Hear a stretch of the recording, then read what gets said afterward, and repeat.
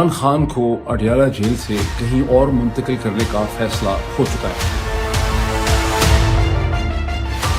इमरान खान के केस में वो प्लास्टिक के नेट जो हैं सलाखों से उन्हें उतार दिया गया। हम कोशिश कर रहे हैं कि अमेरिकन कांग्रेस और सेनेट के सामने और ज़राए इब्लाग के सामने इस इशू को उठाया जाए और बरतानवी पार्लियामेंट के सामने उठाया जाए और स्पेन की गवर्नमेंट के सामने उठाया जाए। ताहिर अब्बास कौन है? ताहिर अब्बास कहाँ है? अस्सलाम वालेकुम, this is मोहीद Pirzada in United states. मैं ट्रैवल कर रहा हूँ, बहुत ठंडी जगह के ऊपर हूँ। यहाँ पहले आतिशदान में मैंने आग भी जलाई हुई थी,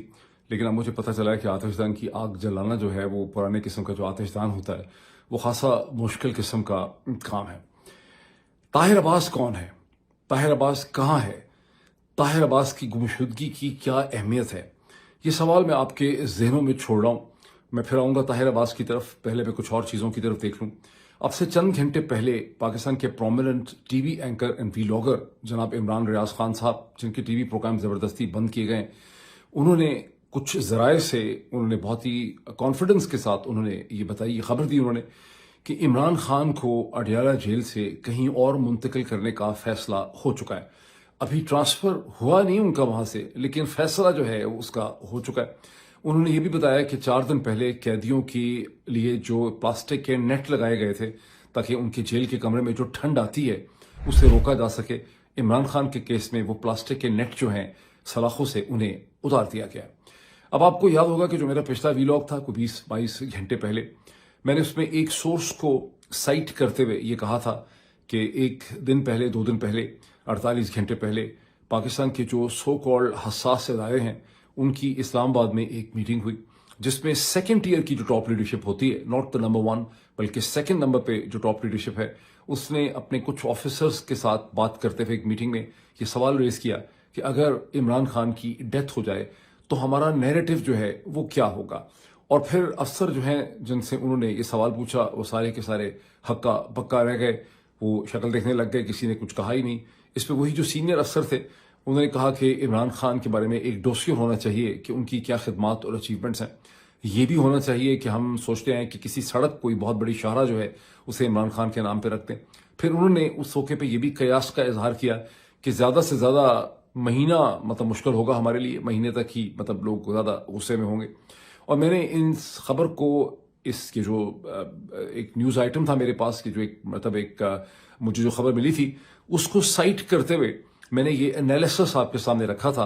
कि ऐसा लगता है कि इमरान खान को फिजिकली एलिमिनेट करने और उसके क्या असरात होंगे उसके हवाले से सीरियस तरीके से गौर व फिक्र हो रहा है। सिंस देन, उस वीलॉग के बाद अब आप इमरान रियाज के 2 वीलॉग इस हवाले से सुन चुके हैं। उनके ज़राए और उनकी इन्फॉर्मेशन मुझसे बिल्कुल मुख्तलिफ नज़र आती है, उनके ज़्यादा वो डिटेल भी दे रहे हैं। और आपने देखा कि बरतानिया में मुकीम मेजर रिटायर्ड आदिल राजा जो हैं उन्होंने इस हवाले से 2 ट्वीट्स किए हैं जो मैं आपको स्क्रीन पे दिखाने की कोशिश करता हूं। और मेजर आदिल राजा का ये कहना है कि 2 दिन की जो कॉन्फ्रेंस हुई उसमें उन्होंने बाकायदा ऑफिसर्स के नाम भी लिए हैं, लेकिन वो 2 दिन की जो कॉन्फ्रेंस हुई उसमें इमरान खान को ख़त्म करना, फिजिकली एलिमिनेट करने के हवाले से डिस्कशन हुई। कुछ उन्होंने अपने ट्वीट लिखे इस तरह से हैं जिससे थोड़ी सी एक मिसअंडरस्टैंडिंग होती है। ऐसा लगता है कि 2 दिन की पूरी कॉन्फ्रेंस ही इसी हवाले से है। ग़ालिबन 2 दिन की कॉन्फ्रेंस के मीटिंग्स बहुत से मुख्तलिफ इशूज़ के हवाले से हैं और उनमें एक मीटिंग जो है वो इस हवाले से ज़रूर हुई है। मैं सिर्फ क्लैरिफाई इसलिए कर रहा हूँ कि जब हम कई दफ़ा ऐसी चीज़ें लोग गलत समझ लेते हैं, ये मिसअंडरस्टैंडिंग होती है, तो उसको फिर आपके दुश्मन जो हैं उसे कन्फ्यूजन मचाने के लिए इस्तेमाल करते हैं। जिस तरह से लतीफ़ खोसा साहब ने जब कह दिया कि हमारे 272 लोग जो हैं वो शहीद हुए हैं, तो अब ये एक उन्होंने लूज बॉल दे दी है इस वक्त हुकूमत के जो मीडिया एंकर्स हैं, ज़राए इब्लाग हैं, सोशल मीडिया के लोग हैं, बहुत से और लोग हैं, वो इसका फ़ायदा उठा के पूरी जो सूरत हाल की जो पूरा सूरत हाल की जो एक अफसोसनाक सूरत हाल है उसकी जो नज़ाकत है, उसकी जो सेंसिटिविटी है, उसका वो इस वक्त मजाक उड़ा रहे हैं। सारी सूरत हाल से जो सारी एविडेंसेस मैंने आपके सामने रखी हैं, इमरान रियाज के वीलॉग की रखी हैं, आदिल राजा साहब की रखी हैं, जो मैंने पिछले वीलॉग में आपको बताया था, इन तमाम चीज़ों को, इन तमाम एविडेंसेस को मद्देनज़र रखते हुए आप बहुत ही मोहतात तरीके से ये कह सकते हैं कि जनरल साहिबान जो हैं वो इमरान खान के हवाले से कुछ ना कुछ फैसला जो है हतमी तौर पे करना चाहते हैं। यानी वो इमरान खान से जान छुड़ाना चाहते हैं। वो इस नतीजे में पहुंचे हैं कि वक्त आ गया है कि इमरान खान से जान ही छुड़ा ली जाए تاکہ یہ ساری کی ساری سیاست جو ہے یہ ہمارے کنٹرول میں آ جائے. یہ ان کے ذہن میں کم از کم یہ خیال ہے, ان کی تھنکنگ کا اگر آپ انالیسس کریں. یہ کیوں ان کو لگ رہا ہے؟ ان کو میں سمجھتا ہوں کہ یہ لگ اس لیے رہا ہے کہ 26 نومبر 2024 کا خونی چوک یا شہید چوک, جو بھی آپ اس کو نام دے دیں اس چوک کو, کیونکہ میں نے اس میں جو ٹویٹر کا سروے کیا تھا اس میں 51% لوگوں کا خیال ہے کہ اس کا نام خونی چوک ہونا چاہیے, 30% کا خیال ہے کہ اس کا نام شہید چوک ہونا چاہیے. شہید چوک کہیں یا خونی چوک کہیں, وہاں پر 26 نومبر کی رات کو آدھی رات کے قریب جس طرح سے بہیمانہ انداز سے قتل عام کیا گیا,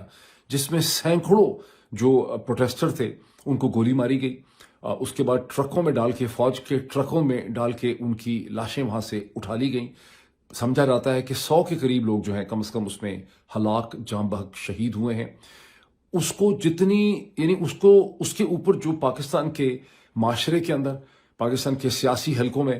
مولانا فضل الرحمان کا ریئیکشن دیکھ لیں, پاکستان تحریک انصاف کا جو مربع ریئیکشن ہے اسے دیکھ لیں, پاکستان کی سو کالڈ سول سوسائٹی کا ریئیکشن دیکھ لیں, سو کالڈ انسانی حقوق کی تنظیموں کا ریئیکشن دیکھ لیں, سب سے بڑھ کے پاکستان کے میڈیا کا, ذرائع ابلاغ کا, ٹی وی اینکرز کا, بڑے بڑے اخبارات کا رد عمل اور ریئیکشن دیکھ لیں, تو اس ساری چیز کو دیکھ کے, اس مرے ہوئے ریئیکشن کو دیکھ کے جنرل صاحبان یہ اندازہ لگا رہے ہیں کہ this is the right opportunity and the perfect opportunity کہ آپ ایک ہی کوئی حل نکالیں عمران خان کا بھی, اور زیادہ سے زیادہ مہینہ اور ڈسٹربنس رہے گی, لوگ روئیں پیٹیں گے, غم و غصے کا مظاہرہ کریں گے, اور اس کے بعد ہم صورتحال پہ قابو پا لیں گے. یہ جو ریئیکشن ہے اس کے کچھ آسپیکٹ, اور یہ سارا کا سارا جو ریئیکشن ہمارے سامنے بہت کمزور مرا ہوا آ رہا ہے, ظاہر ہے یہ ریئیکشن بھی اسی چیز کو شو کرتا ہے کہ پاکستان کے جرنیل صاحبان کی, پاکستان کے پورا جو باڈی پالیٹک ہے اور ذرائع ابلاغ ہیں, ان پہ اس وقت کس قسم کا کنٹرول ہے. میں 2-3 ایویڈنسز آپ کے سامنے رکھنا چاہتا ہوں اس ریئیکشن کے حوالے سے. گزشتہ 24 گھنٹوں میں, کہیں آج ہی کے دن میں, پاکستان کے انگریزی کے سب سے بڑے سٹینڈرڈ پیپر, معتبر اخبار, ریسپیکٹڈ پیپر دی ڈان نے ایک اداریہ لکھا ہے. اس اداریہ کا عنوان سم تھنگ ہے لائک پی ٹی آئی ان ڈس ارے, اور اس میں ڈان ایک بار پھر چوتھا, پانچواں, میرا خیال 6ٹھی دفعہ ڈان نے لکھ چکا ہے کہ اگر پی ٹی آئی کی پروٹیسٹ فیل ہو گئی ہے 26 نومبر میں, تو پی ٹی آئی کی لیڈرشپ جو ہے اس کے پاس کوئی سینس آف ڈائریکشن نہیں تھی, وہ کنفیوز تھی, اس نے کسی کانٹینجنسی کا مقابلہ کرنے کی تیاری نہیں کر رکھی تھی, اس کی آپس میں کوئی اتفاق نہیں تھا, ان کے پاس کوئی الٹرنیٹیوز نہیں تھے. ایز ایف کہ اگر پی ٹی آئی کی لیڈرشپ کو تھوڑی زیادہ آرگنائز ہوتی, کو تھوڑے زیادہ لوگ آ گئے ہوتے, پی ٹی آئی کے لوگ کوئی زیادہ سمارٹ ہوتے, تو جو آؤٹ کم نکلا ہے اس کا, جہاں پہ فوج نے لوگوں کے اوپر گولی چلا دی ہے, یہ آؤٹ کم جو ہے یہ کوئی مختلف نکل سکتا تھا. یہ بہت ہی بڑی انٹلیکچوئل بینکرپسی اور انٹلیکچوئل ہپوکریسی جو ہے, منافقت جو ہے, یہاں پہ ڈان اور باقی تمام ذرائع ابلاغ کر رہے ہیں. لیکن یہ جو ایڈیٹوریل جس کی طرف میں اشارہ دے رہا ہوں اسکرین پہ, میں چاہتا ہوں کہ آپ کو دکھا سکوں, اس کے اندر سے بھی ایک ٹکڑا, ایک ایکسٹریکٹ نکال کے میں آپ کو اسکرین کے اوپر دکھانا چاہتا ہوں, بیکاز یہ جب آپ ٹکڑا دیکھیں گے اور میں اس کا مطلب آپ کو سمجھاؤں گا تو آپ بھی سمجھ سکیں گے میری طرح کہ کس طرح سے پاکستان کا انگریزی کا اخبار جو ہے وہ شرمناکی کی, یعنی اس کی, یعنی بے شرمی کی آخری حدیں گزار چکا ہے. اور ڈان کا اس ایڈیٹوریل میں جو ٹکڑا ہے وہ کیا کہتا ہے کہ پہلے تو پی ٹی آئی کی بہت زیادہ کنڈیم کرنے کے بعد وہ یہ کہتا ہے کہ کسی بھی طرح سے یہ پروٹیسٹ ڈسپوز آف ہوئی ہو, یعنی کہ اگر گولیاں مار کے بھی یہ پروٹیسٹ ڈسپوز آف ہوئی ہے, ٹینک چلا کے بھی یہ ڈسپوز آف ہوئی ہے, ٹرک چلا کے بھی فوج کے یہ ڈسپوز آف ہوئی ہے, تو بھی پی ٹی آئی کے خیبر پختونخوا کے جو اسمبلی کے اسپیکر ہیں, پروونشل اسمبلی کے, انہوں نے اس کے حوالے سے اس کو جو 1971 سے کمپیئر کیا ہے, یہ فلسطین کی صورتحال سے انہوں نے کمپیئر کیا ہے, یہ انہوں نے چیزوں کو بڑا خراب کر دیا ہے, اس کو بڑا وہ ایک غلط ڈائریکشن کے اندر لے گئے ہیں, یعنی انہوں نے بڑی ایگزیجریشن کر دی. سارا کا سارا اداریہ جو ہے, جب میں نے دیکھا آج تک, گزشتہ کئی مہینوں تک مجھے ایسا لگتا تھا کہ ڈان کے ایڈیٹرز جو ہیں کمپرومائزڈ ہیں, ڈرے ہوئے ہیں, کوئی ان کے اوپر پریشر ہے بہت زیادہ, احتیاط کر رہے ہیں, محتاط ہیں. اس اداریہ جو ہے وہ ایک اخبار کے ضمیر کی آواز ہوتی. اس اداریے کو دیکھ کے مجھے لگا ہے کہ ان سے تو گن پوائنٹ کے اوپر اداریے اور سٹوریز جو ہیں وہ لکھوائی جا رہی ہیں, ورنہ اگر ان سے گن پوائنٹ پہ نہیں لکھوائی جا رہی تو پھر کراچی, اسلام آباد, لاہور کے ان کے بڑے بڑے دفاتر جو ہیں, ان کے بلین روپے کے بنے ہوئے جو دفتر ہیں, وہاں پہ جتنی ان کی ٹیم ہے, ان کو کسی گندے نالے کے پانی کے اندر, چلو بھر پانی کے اندر, بدبودار پیشاب کے پانی کے اندر ان کو خودکشی کر لینی چاہیے, بیکاز اخبار کسی معاشرے کا ضمیر ہوتا ہے. ان کے ضمیر کے یہ حالات ہو گئے ہیں کہ یہ تو لکھ ہی نہیں سکتے, مان ہی نہیں سکتے کہ اسلام آباد کے خونی چوک پہ وہاں پر فوج نے گولی چلا دی ہے. یہ مان ہی نہیں سکتے, یہ مان ہی نہیں سکتے, یہ مان ہی نہیں پا رہے. سارے پاکستان کو پتا ہے کہ وہاں پر فوجی ٹرکوں نے, بڑے بڑے ٹرکوں نے لاشیں ٹرکوں میں رکھ کے وہاں سے انہوں نے ریموو کر دیں. ہسپتالوں سے کوئی ڈیٹا اور کوائف جو ہے وہ نہیں مل رہے. یہ مان ہی نہیں سکتے, یہ مان کے ڈسکس نہیں کر سکتے. یہ الٹا یہ کہہ رہے ہیں کہ اس کو اگر 1971 کے ساتھ آپ کمپیئر کرتے ہیں تو یہ آپ بہت زیادہ زیادتی کر رہے ہیں. مطلب کس چیز کو کمپیئر کرتے ہیں, اس کے بارے میں صرف یہ جملہ لکھ دیا ہے کہ کسی بھی طرح سے اگر یہ ڈسپوز آف ہوئی ہے, یعنی اگر آپ نے لوگوں کے اوپر قتل عام کر کے بھی اس کو ڈسپوز آف کیا ہے تو پھر بھی آپ اس کو 1971 کے ساتھ کمپیئر نہیں کر سکتے. یہ اس وقت پاکستان کے ڈان اخبار کے اور باقی تمام ذرائع ابلاغ کی صورتحال ہے. پاکستان کے ایک اور پرومیننٹ, اچھا میں یہاں پہ مجھے یاد آ رہا ہے کہ 2-3 دن پہلے میں کوشش کرتا ہوں کہ اس کا ایک چھوٹا سا ٹکڑا آپ کو اسکرین پہ دکھا دوں. 2 دن پہلے ہی میں نے پی ٹی آئی کے ایک ایکٹیوسٹ جو واپس پہنچ چکے ہیں کہیں خیبر پختونخوا میں, اچھی عمر کے ہیں اور جن کو گولی بھی لگی ہے, ان کی آنکھوں دیکھا حال انہوں نے ایک ویڈیو کے اندر بتایا ہے کہ کیسے جب مجھے گولی لگی اس وقت جب گولیوں کی بوچھاڑ تھی, اندھا دھند فائرنگ کی فوج نے, تو وہاں پر بے تحاشا زخمی لاشیں بھی گریں اور وہاں بے تحاشا زخمی لوگ تھے جو کرا رہے تھے, جن کی آب و پکار ان کی پکار رہے تھے, چیخیں مار رہے تھے تکلیف سے. اور اس وقت فوج کے انہوں نے کہا کہ 15 سے 20 ٹرک, بڑے بڑے ٹرک جو ہیں وہ وہاں پہ نمودار ہوئے اور وہاں پر انہوں نے لوگوں کی لاشیں جو ہیں اس کو گھسیٹ کے انہوں نے ٹرکوں کے اندر ڈالا اور ان کو لے کر وہ ڈسپیئر ہو گئے. آپ نے وہ فوٹیج بھی دیکھی ہوگی جہاں تقریباً آدھی رات کے قریب شفا ہاسپٹل کی یا کسی اور ہاسپٹل کی جو چھوٹی سوزوکی سفید رنگ کی ایمرجنسی وینز ہوتی ہیں وہ بہت بڑی تعداد میں ڈی چوک کی طرف جاتے دیکھی گئیں, اور لوگوں نے ٹویٹر کے اوپر وہ ویڈیو شیئر کرتے ہوئے یہ سوال, 26 کی رات ہی کی بات ہے, یہ سوال اٹھایا تھا کہ خدا خیر کرے یہ اتنی زیادہ گاڑیاں اتنی تیزی میں ڈی چوک کی طرف کیوں جا رہی ہیں. لیکن پاکستان کے ایک اور جو بہت ہی پرومیننٹ ٹی وی اینکر ہیں جناب جاوید چودھری صاحب, وہ کھلم کھلا یعنی بے حسی, بے دردی اور جو ایک سفاکیت ہوتی ہے اس کا اس وقت یہ صورتحال ہے کہ وہ مزے لے کے جو ہے وہ مذاق اڑا رہے ہیں کہ مجھے پتا ہے کہ 248 یا 280 لاشیں جو ہیں وہ تحریک انصاف کی لوگوں کی کہاں پہ پڑی ہوئی ہیں, کیونکہ لطیف کھوسہ صاحب نے چونکہ انہوں نے ایک غلط بیانی کر دی, انہوں نے ایک ایگزیجریٹڈ بات کی جو لوگ سیاست میں کرتے ہیں, اس سے ان لوگوں کو ایک لوز بال مل گئی ہے. لیکن جتنی بے حسی کا جاوید چودھری صاحب اس میں مظاہرہ کر رہے ہیں وہ اکیلے نہیں ہیں, جتنے بھی حکمران جماعت کے ساتھ میڈیا کے لوگ ہیں وہ سب اسی قسم کی بے حسی کا مظاہرہ کر رہے ہیں. میرا خیال ہے پاکستان تحریک انصاف ٹھیک ہی کہہ رہی ہے, 278 لوگ تو واقعی مرے ہیں کیونکہ گولی وہاں پہ چلی ہے اور بڑی خوفناک فائرنگ ہوئی ہے اور اندھا دھند ہوئی ہے اور بڑے بڑے ویپنز اس میں استعمال ہوئے, اور مجھے یہ بھی پتا ہے کہ لاشیں کہاں پڑی ہوئی ہیں. آپ میں سے بہت سے لوگوں کی نظر سے بی بی سی کی انگریزی اردو کی وہ سٹوری آپ کی نظر سے گزری ہوگی جس میں بی بی سی نے PIMS Pakistan institute of medical sciences کے ڈاکٹرز کے ساتھ بات کی, اور ڈاکٹرز نے انونیمسلی طور پہ بی بی سی کے رپورٹر کورسپونڈنٹ کو یہ بتایا کہ 26 اور 27 تاریخ کی درمیانی رات میں جتنی زیادہ ان کو بلٹ ریلیٹڈ سرجری کرنی پڑی ہے, یہ ایمرجنسی سرجری کرنی پڑی ہے, اور اکثر ان کو اینستھیزیا کے بغیر کرنی پڑی ہے کیونکہ ان کے پاس جو بلٹ انجریز لے کر لوگ آئے, 50 سے زیادہ کہا جاتا ہے کہ ان کو بلٹ ریلیٹڈ انجریز کی سرجری کرنی پڑی ہے گولیاں نکالنے کے لیے. یہ کبھی بھی پاکستان انسٹیٹیوٹ میڈیکل سائنسز کی تمام تر ہسٹری میں ایک رات میں اتنی زیادہ ایمرجنسی سرجری اس ہاسپٹل میں نہیں ہوئی. دوسری طرف صورتحال یہ ہے کہ پمز کی آفیشیل پوزیشن یہ ہے کہ انہیں تو کوئی ڈیڈ باڈی ہمیں ملی ہی نہیں, حالانکہ پرائیویٹ ذرائع سے پتہ ہے کہ خاصی ڈیڈ باڈیز وہاں پہ جو ہے ریسیو ہوئی ہیں, لیکن وہ کہتے ہیں کہ ہمیں تو کوئی ڈیڈ باڈی سرے سے ملی ہی نہیں ہے. دوسری طرف سے پرائیویٹ ذرائع یہ بھی کہتے ہیں کہ سی ایم ایچ جو ہے, جو کمبائنڈ ملٹری ہاسپٹل ہے, وہاں کم از کم 33 ڈیڈ باڈیز جو ہیں وہ وہاں پہ ریسیو ہوئی ہیں, لیکن ہاسپٹل ہے اس کے حوالے سے کوئی بات نہیں کر سکتا. یہ اس وقت پاکستان کی صورتحال ہے. یہ وہ صورتحال ہے جس کے اندر جنرل صاحبان جو ہیں انہیں بہت اعتماد ہے کہ جنرل صاحبان جو ہیں وہ عمران خان کا بھی فائنل اس کے بارے میں کوئی فیصلہ کر سکتے ہیں. یہ ہے بڑی تکلیف دہ قسم کی صورتحال, لیکن یہ تکلیف دہ صورتحال کو ہمیں سمجھنے کی ضرورت ہے.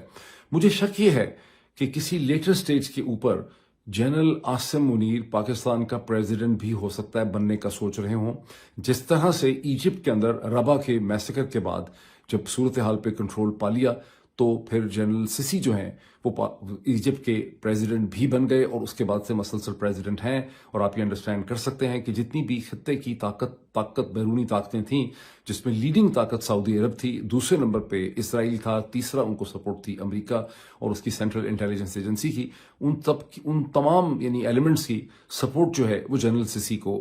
حاصل تھی جب انہوں نے یہ سب کچھ کیا. اچھا, میری بڑی آپ سے ایک ریکویسٹ اور ایک اپیل ہے,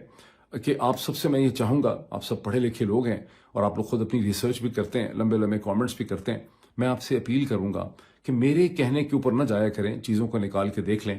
1928 بنانا میسیکر آف 1928 کولمبیا کا, وہ آپ خود اس کو گوگل کریں, آپ کو گوگل پہ بہت سی انٹریز مل جائیں گی. بہت اچھی انٹری ویکیپیڈیا کی ہے جہاں پر اس کی تفصیلات ہیں کہ 2000 سے زیادہ جو فارم ورکرز تھے ان کو کولمبیا میں 5 یا 6 دسمبر 1928 کو فوج نے گولی مار کے انہیں مار ڈالا. آپ کو بریٹانیکا کے اوپر بہت اچھی اس کی جو ہے انٹری جو ہے وہ مل جائے گی. میں اس کے کچھ حقائق اور کچھ فیکٹس آپ کے سامنے رکھ دیتا ہوں. اس انٹری کے اندر کولمبیا کے اندر جو جنرل صاحبان کو بھیجا گیا سینٹرل گورنمنٹ کی طرف سے, فیڈرل گورنمنٹ کی طرف سے, وہ تھے جنرل کارلوس ویرگاس, اور 700 ٹروپس ان کے پاس تھے. تقریباً 3 سے 4 ہزار, کہتے ہیں 3,000 لیبر جو ہے وہاں پہ موجود تھی, فارم ورکر. انہیں پہلے کہا گیا کہ آپ ایک ٹاؤن ہاؤس میں آ جائیں, آپ کے ساتھ نیگوسیشن ہوگی. گزشتہ کئی دنوں سے, یہ کئی ہفتوں سے یہ ورکرز اپنے ڈیمانڈز کے لیے مظاہرے کر رہے تھے. انہوں نے اسٹرائک کی ہوئی تھی, اور انہوں نے اسٹرائک کی ہوئی تھی یونائٹڈ فروٹ کمپنی کے خلاف, جس کا نام اب بدل کے چکیٹا ہے, اور اس کا بنانا آپ اگر امریکہ میں جائیں گے کہیں پر بھی جائنٹ سٹور کے اندر, ایل ڈی میں جو بھی فوڈ سٹورز ہوتے ہیں, تو وہاں پہ آپ کو بے تحاشا چکیٹا کے بناناز جو ہیں وہ ملیں گے. تو چکیٹا بنانا کمپنی جو تھی اسے یونائٹڈ فروٹ کمپنی کہتے تھے. یہ امریکہ کی فروٹ کمپنی تھی. امریکہ کی حکومت جو ہے وہ اس کمپنی کے پیچھے کھڑی تھی. امریکہ کے ڈپلومیٹس کی بھی بہت سی کورسپونڈنس ہے اس وقت, جو یہ کہہ رہے تھے کہ یہ جو ورکرز ہیں یہ ڈیمانڈ نہیں ہے ان کی, اصل میں مارکسسٹ ہیں, یہ کمیونسٹ ہیں, یہ یہاں پر انسٹیبلٹی پیدا کرنا چاہ رہے ہیں, یہ فتنہ ہے. جس طرح سے ابھی یہ کہتے ہیں نا کہ تحریک انصاف کے لوگ جو ہیں یہ انتشار اور فتنے کے لیے یہاں پہ آئے تھے, یہ ہتھیار لے کے آئے تھے. بالکل اسی قسم کی کورسپونڈنس اس وقت کولمبین حکومت کی بھی ہے, اور امریکن جو ایمبیسی ہے اس کی بھی اسی قسم کی کورسپونڈنس ہے. اس لیے میں چاہتا ہوں کہ آپ اس کو خود سے نکال کے اپنی آنکھوں سے پڑھیں. اصل میں وہ ورکرز کیا ڈیمانڈ کر رہے تھے؟ وہ ورکرز کہہ رہے تھے کہ ہمیں بہتر ویجز چاہیے, ہم 7 دن کام نہیں کریں گے, ہمیں 6 دن کا ہمیں ہفتہ چاہیے, ہمیں 8 گھنٹوں کا دن چاہیے, ہمیں میڈیکل فیسلٹیز چاہیے, اور بہت زیادہ ہمیں جو پیمنٹ کی جاتی ہے وہ ہمیں کریڈٹ یا نوٹ پہ دے دیتے ہیں لکھ کے. ہمیں کریڈٹ نوٹ یا سلپ نہیں چاہیے, ہمیں کیش کے اندر جو ہے وہ پیمنٹ چاہیے. اس کو آپ پڑھیں. اس کو جب آپ پڑھیں گے تو آپ کو پتہ چلے گا کہ 1928 کے کولمبیا کے اندر جو غریب مفلوق الحال ملک امریکہ کے ساتھ تھا, اس کے اور آج کے موجودہ پاکستان کے اندر کس قسم کی ریزمبلنس ہے.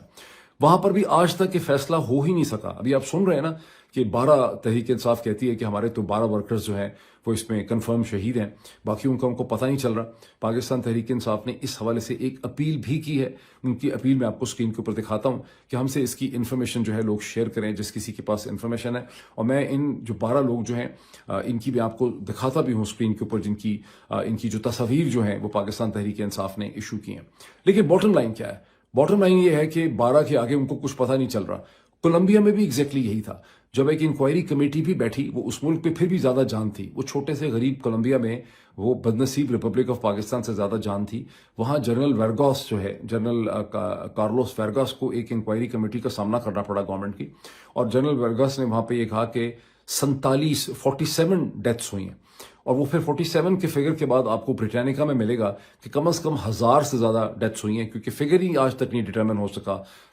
100 سال گزرنے کے باوجود. لیکن ویکیپیڈیا میں آپ کو بہت سے سورسز سے ہی ہوگا کہ کم از کم 2000 ڈیتھس ہوئی. جو 20th سینچری کے بہت ہی مشہور ناولسٹ گزرے, جن کو نوبل پرائز ملا لٹریچر کا, گیبریل گارسیا مارکیز, انہوں نے اپنی کتاب, اپنے ناول 100 ایئرز آف سالیٹیوڈ کے اندر اس کو ایک فکشنل کہانی کے طور پہ انہوں نے ڈسکرائب کیا ہے, اور اس میں انہوں نے 3000 ورکرز کا فگر جو ہے انہوں نے کوٹ کیا ہے. میں چاہتا ہوں کہ آپ اس کو پڑھیں. جب آپ اس کو پڑھیں گے تو ایک دفعہ آپ روئیں گے, ایک دفعہ آپ کو چھری لگے گی دل میں, پھر آپ کو سمجھ آئے گا کہ بدنصیب ریپبلک آف پاکستان میں کیا ہو رہا ہے. اب 2 پروپوزلز ہیں جو 2 مختلف ڈائریکشن سے آئے ہیں, دونوں ویڈیوز کی شکل میں ہیں, دونوں میں نے اپنے ٹویٹر پہ شیئر کیے ہیں. ایک پروپوزل جو ہے ویڈیو میں وہ یہ کہتا ہے کہ 26 نومبر کا جو قتل عام کیا گیا ہے سویلینز کا, ڈیموکریسی پروٹیسٹرز کا, اس کے نتیجے میں پاکستانی فوج جو اپنی 2 درجن سے زیادہ کمرشل پروڈکٹس بناتی ہے, جس میں سیمنٹ بھی ہے, جس میں سیریلز بھی ہیں, جس میں کارن فلیکس بھی ہے, جس کے اندر پتہ نہیں دودھ بھی ہے, جس کے اندر کھاد بھی ہے, اس کے اندر اور بھی بہت سی چیزیں ہیں, بسکٹس بھی ہیں, ان کا عوام کو بائیکاٹ کر دینا چاہیے. میں سمجھتا ہوں یہ بڑا پریکٹیکل قسم کا ایک پروپوزل ہے, اسی لیے میں نے اس کو ٹویٹ پہ ریکمینڈ بھی کیا ہے. پریکٹیکل اس لیے ہے کہ لوگ اکثر کہتے ہیں کہ ایکسپیٹ اپنے ریمیٹنسز پاکستان بھیجنا بند کر دیں. وہ پریکٹیکل اس لیے نہیں ہے کہ جو ایکسپیٹس ہیں وہ محنت کش ہیں, ان میں بہت بڑی تعداد اور پرسنٹیج جو ہے وہ مشرق وسطیٰ میں سعودی عرب، متحدہ عرب امارات، قطر اور بحرین میں ہے، اور ان کو ہر مہینے اپنی بیوی، بچوں، ماں باپ اور بہن بھائیوں کو پیسے بھیجنے ہوتے ہیں، بہنوں کی شادیاں کروانی ہیں، بیمار باپ کے لیے پیسے بھیجنے ہیں، ماں کا علاج ہے، مختلف چیزیں ہیں، وہ ممکن نہیں ہے ان کے لیے، لیکن یہ چیز بڑی ممکن ہے، بیکاز سیمنٹ ہو یا سیریل ہو یا بسکٹ ہو، اس کا الٹرنیٹ پروڈکٹ مارکیٹ کے اندر اویلیبل ہے، آپ کا کسی سے جھگڑا نہیں ہے، آپ کو کوئی بہت جرت یا بہادری نہیں کرنی ہے، یہ بڑا آسان کام ہے کہ آپ تھوڑی سی ریسرچ کریں اور مارکیٹ میں جتنے بھی پروڈکٹس جن کا تعلق عسکری، فوجی فاؤنڈیشن، کسی بھی طرح سے فوج کے کسی ادارے کا جو کمرشل پروڈکٹ ہے اس کا آپ بائک آؤٹ کر دیں، اسے آپ نہ خریدیں، اور دنیا بھر میں جو اسرائیلی مصنوعات کا بائک آؤٹ کرنے کی آپ سوچتے ہیں بات، وہاں پہ بھی پریکٹیکلٹی اتنی نہیں ہے، بیکاز وہاں پہ ہماری تعداد بڑی تھوڑی ہے، وہ ایک بہت بڑی ہوموجنس گلوبل مارکیٹ میں وہ پروڈکٹ بکتا ہے، اور ہمارے بائک آؤٹ کرنے سے جب تک کہ ساری دنیا ہمارے بائک آؤٹ میں شامل نہ ہو وہ بائک آؤٹ بہت مؤثر نہیں ہو سکتا۔ لیکن ذرا سوچئے، یہاں پہ ان کی ساری جو پاکستانی فوج کنڈم قسم کی چیزیں بناتی ہے، گھٹیا قسم کی ان کا پروڈکٹ ہوگا، وہ گھٹیا پروڈکٹ صرف پاکستان میں بیچ سکتے ہیں، دنیا میں کہیں اور ان کا پروڈکٹ کمپیٹ کر ہی نہیں سکتا۔ تو جب پاکستانی غیرت میں آئیں گے اور ان کے پروڈکٹ کا بائک آؤٹ کر دیں گے تو ان کو ٹھیک ٹھاک جو ہے اس کا دھچکا لگے گا، چند دنوں اور ہفتوں میں ہی ان کو آپ کی طاقت کا احساس ہونے لگ جائے گا۔ تو میں سمجھتا ہوں سیریس پروپوزل ہے یہ، میں نے اس کو شیئر بھی کیا، میں یہاں بھی آپ کو تھوڑا سا دکھا دیتا ہوں۔ دوسرا پروپوزل جو ہے وہ برطانیہ میں وقار ملک صاحب جو ویلاگر ہیں ان کا پروپوزل ہے، وہ بھی میں آپ کو دکھاتا ہوں، اس کا ایک ٹکڑا، اس کی جھلک۔ اور وقار ملک صاحب جو ہیں وہ یہ کہتے ہیں کہ ہمیں ان کا وہ کہتے ہیں میں ان کا سوشل بائک آؤٹ کر رہا ہوں، فوج کے افسروں کا جو کچھ انہوں نے کیا ہے اس قتل عام کے بعد، اور میں یہ سمجھتا ہوں کہ یہ بڑی مناسب اپروچ ہے، بیکاز اگر ابھی تک تو ہم یہ کہہ سکتے تھے، کم از کم فوج کے جو بہت سے افسر ہیں انہوں نے ایک اپنے لیے ایکسکیوز رکھا ہوا ہے کہ یہ جنرل عاصم منیر کر رہے ہیں یا ایک دو جرنیل کر رہے ہیں، لیکن جس بے دردی سے، جس بے حسی سے، جس بے شرمی سے، جس سفاکیت سے جو آخر یہ ایکسیکیوشن تو سپاہیوں نے کی ہے، اس کے بعد ایکسیکیوشن کی ہے تو لیوٹیننٹس نے کی ہے، میجرز نے کی ہے، کرنلز نے کی ہے، پوری چین آف کمانڈ ہے نا۔ اس سے تو یہ پتہ چلتا ہے کہ پوری کی پوری جو چین آف کمانڈ ہے وہ سویلینز کو کیڑے مکوڑے سمجھتی ہے، ان کا خیال ہے کہ پاکستانی سویلین یا شہری جو ہیں ان کی زندگی کی کوئی قیمت ہی نہیں ہے، تو اگر ان کی زندگی کی کوئی قیمت ہے ہی نہیں ہماری زندگی کی تو پھر ان پاکستانی فوج کے افسروں سے ملنا ہی کیوں، ان کی خوشی اور غمی میں شرکت کرنا، یا آپ اپنی توہین کر رہے ہیں اپنی آنے والی نسلوں کی کہ اگر دسمبر کے مہینے میں فوجی افسروں کی بلائے ہوئے شادیوں کے اوپر یا کہیں کوئی شادی کے علاوہ غمی کا بھی معاملہ ہوتا ہے، تعزیت کرنے آپ چلے جائیں، کیوں یہ کر رہے ہیں آپ کی تعزیت؟ کوئی یہ آپ کی تعزیت کر رہے ہیں، کوئی ان کو احساس ہے کہ انہوں نے کیا کیا ہے؟ تو ان کی شادی، غمی، خوشی، بلکہ میں تو کہوں گا اگر کسی کے نکاح وغیرہ بھی ہوئے ہیں تو توڑ دینے چاہیے، کسی حاضر سروس فوجی افسر کے ساتھ کوئی نکاح ہے، منگنی ہے تو اسے بھی ریکنسیڈر کر دیں کہ اس میں سے جان چھڑائیں، اور تاکہ ان کو احساس ہو کہ انہوں نے کیا کیا ہے، یہ جس بے حسی کے ساتھ اسے ٹریٹ کر رہے ہیں ان کو اس کا احساس جو ہے وہ ہونا چاہیے۔ اوورسیز پاکستانیز کو یہ چاہیے کہ دنیا بھر میں آپ جہاں کہیں ہیں، آپ اور لوگوں کو جو ملتے ہیں، اسٹوڈنٹس ہیں جیسے آپ میں سے، فیکلٹی ممبرز ہیں، جہاں جہاں آپ کا اپنی لوکل کمیونٹیز کے ساتھ انٹریکشن ہوتا ہے، دفتروں کے اندر، ورک پلیس میں، انہیں بتائیں کہ پاکستان کے جو جرنیل ہیں یہ کرپٹ بھی ہیں اور میس مرڈرر بھی ہیں، تاکہ جب پاکستان کے جرنیل، ان کے بچے، ان کی بیویاں، ان کے خاندان والے جو اپنی ان کی بڑی ایک فخر سے دنیا میں لوگوں کو یہ بتاتے ہیں کہ جناب ہمارے والد صاحب جو ہیں، نانا یا دادا جو ہیں وہ جرنیل تھے یا ہیں، تو وہ بتا ہی نہ سکیں، آپ ان سے ان کی جو ایک پرائیڈ ہے نا وہ چھین لیں، بیکاز کوئی بھی کسی کو یہ تو نہیں بتانا چاہتا، یہاں پہ جیسے امریکہ کے اندر افغان نیشنل آرمی کے بہت سے جرنیل اب رہ رہے ہیں، وہ کسی کو بتاتے ہی نہیں ہیں کہ ہم اے این اے کے جرنیل تھے، بیکاز جیسے ہی وہ کسی کو بتاتے ہیں کہ میں اے این اے کا جرنیل تھا افغان نیشنل آرمی کا، تو اگلے کے ذہن میں ایک خیال آتا ہے کہ یار یہ تو بہت ہی گھٹیا کرپٹ قسم کا آدمی ہوگا، ان ایفیشینٹ، انکمپیٹنٹ۔ تو آپ بھی پاکستانی جرنیلوں کی اصل حقیقت اور اصل چہرہ جو ہے وہ دنیا بھر میں لوگوں کو بتائیں، تاکہ ان کو یہ بتاتے وہی کہ ہم جرنیل تھے یا ہمارے ابا جرنیل ہیں، ان کو شرم آئے، بیکاز اگلے کے بندے کے ذہن میں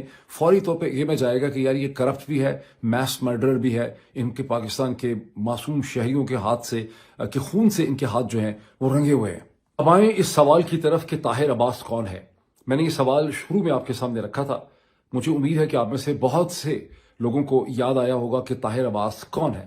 لیکن جنہیں یاد نہیں آیا میں آپ کو یاد کرواؤں گا کہ چند دن پہلے 26 نومبر کو آپ نے اس بد نصیب طاہر عباس کو دیکھا، اس پاکستانی شہری کو، پاکستان تحریک انصاف کے ایکٹیوسٹ کو جس کا تعلق منڈی بہاودین سے ہے، جو ایک کنٹینر کے اوپر، جو تیسرا ٹاپ کا کنٹینر تھا، وہاں بیٹھا نماز پڑھ رہا تھا جب رینجرز کے 3 سپاہی دھوڑے ہوئے اس کی طرف آئے اور پھر ایک سپاہی نے اسے دھکا مار کے اس کنٹینر سے نیچے پھینک دیا۔ اچھا، اب یہ تھوڑا سا میں اس کا کانٹیکسٹ بھی آپ کو ایکسپلین کر دوں۔ طاہر عباس اکیلا ہی کنٹینر پہ چڑھ کے نماز پڑھنے کی کوشش نہیں کر رہا تھا، کہ کوئی ایکٹنگ اور فراڈ نہیں کر رہا تھا۔ میں آپ کو طاہر عباس کی تصویریں بھی دکھا رہا ہوں، اس کے گھر کی بھی تصویریں دکھا رہا ہوں۔ یہ ہے ہی 5 وقت کا نمازی، اور یہ ہو سکتا ہے نماز شکرانہ ہی پڑھ رہا ہو کہ جناب اسے کہتے ہیں ہماری۔ بیک گراؤنڈ اس کا یہ ہے کہ جب آپ نے دیکھا کہ 30 35 25 لوگ جو ہیں وہ کنٹینرز پہ چڑھ گئے اور رینجرز کے سپاہیوں سے، ان کے جو جونیئر نان کمیشنڈ افسر ہوتے ہیں، ان سے بغلگیر ہوئے، جب یہ اعلان بھی کیا گیا تھا کہ پاکستان کی فوج اپنے شہریوں کے اوپر گولی نہیں چلا سکتی، تو ان لوگوں میں جو کنٹینر کے اوپر چڑھے تھے ان میں طاہر عباس بھی تھا۔ اس نے وہاں پہ نماز پڑھنی شروع کر دی، اور یہ اسی 10 منٹ 10-12 منٹ کے اندر ہی کا واقعہ ہے جب باقی سارے لوگ بھی کنٹینر پہ چڑھے تھے۔ پھر اسے کنٹینر سے نیچے گرا دیا گیا۔ پہلے ایک افواہ یہ تھی اس کی گردن کی ہڈی ٹوٹ گئی اور طاہر عباس کی ڈیتھ ہو گئی، لیکن طاہر عباس کی ڈیتھ نہیں ہوئی۔ طاہر عباس کے دونوں بازو ٹوٹ گئے، اس کی انگلیاں ہاتھوں کی ٹوٹ گئی ہیں، بیکاز وہ ہاتھوں کے بل اس نے اپنے آپ کو روکنے کی کوشش کی ہے۔ اس کے ایک ٹانگ کا بھی فریکچر ہے، اس کے پاؤں پہ بھی زخم ہے، اس کے اسپائنل کارڈ اور ریڑھ کی ہڈی کو بھی چوٹ لگی ہے، اس کے سر کے اوپر بھی چوٹ لگی ہے۔ طاہر عباس کی سٹوری وائرل ہو گئی پوری دنیا میں، بی بی سی نے اس کی سٹوری لکھی، اس کا امیج وائرل ہو گیا، امریکہ میں بہت سے لوگوں نے اس کا امیج دیکھا، امریکن کانگریس کے لوگوں نے اس کا امیج دیکھا، اور خیال یہی تھا پاکستان میں کہ اس کی ڈیتھ ہو گئی ہے۔ لیکن طاہر عباس کی ڈیتھ نہیں ہوئی تھی۔ Tahir Abbas Pakistan institute of medical sciences کے اندر زیر علاج تھا۔ پاکستان کے جرنیل صاحبان اور لوگوں کو پتہ چل گیا، ان کے خفیہ اداروں کو، کہ طاہر عباس زندہ ہے۔ ان کو غالباً خطرہ یہ تھا کہ کہیں B B C, Al Jazeera Tahir Abbas تک نہ پہنچے۔ طاہر عباس کو پمز ہاسپٹل سے اغوا کر لیا گیا۔ اچھا، پمز ہاسپٹل کی بے شرمی، بے غیرتی، کرمنل نیچر جو ہو چکی ہے Pakistan institute of medical sciences کی، وہ یہ دیکھیں کہ پہلی جنگ عظیم اور دوسری جنگ عظیم کے درمیان میں بھی ہسپتالوں اور ڈاکٹروں میں اتنی مورل کریج ہوتی تھی کہ اگر دشمن کا کوئی پریزنر بھی ان کے پاس زیر علاج ہوتا تھا تو وہ اس کی رسپانسبلٹی لے سکتے تھے، اور فوجیں بھی پاکستان کی فوج کی طرح کی بغیرت نہیں تھیں پہلی دوسری جنگ عظیم میں۔ اس قسم کی بغیرت قسم کی فوج صرف اسرائیل کی فوج ہے، جو ہسپتالوں میں گھس جاتی ہے اور وہاں سے لوگوں کو اریسٹ کر لیتی ہے یا ان کو اٹھا لیتی ہے۔ لیکن اسرائیل کی فوج بھی یہ کوئی اسرائیل کے شہریوں کے ساتھ نہیں کرتی، وہ یہ فلسطینیوں کے ساتھ کرتی ہے، اور جو ان کے آؤٹ سائڈرز ہیں ان کے ساتھ کرتی ہے۔ پاکستان کی فوج کو یہ امتیاز حاصل ہو چکا ہے پوری دنیا میں کہ وہ پاکستان کے اندر پاکستان کے شہریوں کے ساتھ اس قسم کی چیز کر سکتی ہے۔ بہرحال طاہر عباس کو اٹھا لیا گیا، لیکن یہ کہانی صرف طاہر عباس پہ ختم نہیں ہوئی۔ منڈی بہاؤالدین میں طاہر عباس کے گھر، اس کی امیڈیٹلی جو گھر ہے اور اس کے رشتہ داروں کے گھروں کے اوپر تابڑ توڑ چھاپے مارے گئے، جہاں پر جو ڈی پی او صاحب ہیں اور جہاں کے جو ڈی ایس پی ہیں وہ پیش ہیں اس پوری چیز کے اندر، اور وہاں پر طاہر عباس کے والد صاحب کو بھی اغوا کر اٹھا لیا گیا، ان کے ایک بھائی ہیں ان کو بھی اٹھا لیا گیا، ان کے ایک چچا ہیں انہیں بھی اٹھا لیا گیا، ان کے ایک بہنوئی ہیں انہیں بھی اٹھا لیا گیا، اور ان کے پورے خاندان کو ہراساں کیا جا رہا ہے کہ ہمیں اور تصویریں چاہیے، یعنی وہ اب پورے معاملے کو گم کرنا چاہ رہے ہیں۔ خطرہ یہاں پر یہ ہے کہ کہیں طاہر عباس کو یہ کہانی ختم کرنے کے لیے قتل ہی نہ کر دیں۔ اچھا، اگر یہ پرانے زمانے کے حالات ہوتے، اگر یہ 2008 سے 2022 کے درمیان کا پاکستان ہوتا، تو آپ کے خیال میں کیا ہوتا؟ اگر رینجرز کے سپاہی ایسی حرکت کرتے تو رینجرز کے سپاہی سسپینڈ ہو جاتے، انکوائری ہوتی، ہو سکتا ان کا افسر سسپینڈ ہوتا، عدالت کا کیس بن جاتا، اخباروں میں اس کی ڈسکشن ہوتی، حکومت اپولوجیٹک ہوتی۔ لیکن یہاں یہ ہے کہ پہلے انہوں نے کہا کہ واقعہ ہوا ہی نہیں ہے، یہ ویڈیو جعلی ہے، باقاعدہ امریکہ کی کسی پبلیکیشن میں یہ چھپ گیا کہ جناب یہ ویڈیو کی ساری کہانی فیک ہے۔ اور اب جرنیلوں کی سوشل میڈیا ٹیم جو ہے اس نے ایک نیا کام یہ شروع کیا ہے کہ ٹویٹر میں یہ کمیونٹی نوٹس انہوں نے ڈالنے شروع کر دیے ہیں۔ وہ سب جھوٹے ہوتے ہیں، ان کو پتہ چل گیا ہے کہ ٹویٹر کے اوپر کوئی بھی کمیونٹی نوٹ ڈال سکتا ہے۔ انہوں نے اس کی ممبرشپ لے لی ہے، ممبرشپ اس میں کچھ دن لگتے ہیں، اور ممبرشپ لینے کے بعد انہوں نے وہاں پہ جعلی قسم کے، مس لیڈنگ، ان ایکوریٹ قسم کے کمیونٹی نوٹس جو ہیں وہ ڈالنے شروع کر دیے ہیں۔ اب ہم تو امریکہ میں بہت سے، میں نے اس کے حوالے سے ایک زوم میٹنگ کی ہے، مجھے اس کی بہت سی بریفنگ دی ہے، بہت کریڈیبل طریقے سے میرے ساری انفارمیشن مجھ سے شیئر کی گئی۔ ہم کوشش کر رہے ہیں کہ امریکن کانگریس اور سینٹ کے سامنے اور ذرائع ابلاغ کے سامنے اس ایشو کو اٹھایا جائے، اور برطانوی پارلیمنٹ کے سامنے اٹھایا جائے، اور اسپین کی گورنمنٹ کے سامنے اٹھایا جائے، جہاں طاہر عباس کا بھائی نوید عباس ہوتا ہے، اور اس نے اس حوالے سے ایک چھوٹا سا اپیل بھی کی اس نے کہ میرے بھائی جو ہے اس کو چھوڑ دیں، ہمارا اتنے کیا ایسا قصور ہے، میرے باپ کو چھوڑ دیں، میرے سارے گھر کو آپ نے اٹھا لیا ہے۔ لیکن میں آپ سب سے بھی اپیل کرتا ہوں کہ جہاں جہاں آپ کے لیے ممکن ہے آپ اپنا اس کو اٹھائیں، اور کم از کم پاکستانی میڈیا کو اگر کوئی تھوڑی سی شرم غیرت ہو یا کوئی کیپیسٹی ان کے اندر ہو تو انہیں اس ایشو کو اٹھانا چاہیے کہ بھائی یہ کس لیول پہ آپ چلے گئے ہیں، چھوڑ دیں اس بیچارے کے گھر والوں کو۔ ابھی اتنا ہی، پھر آپ سے ملاقات ہوتی ہے۔ Thank you.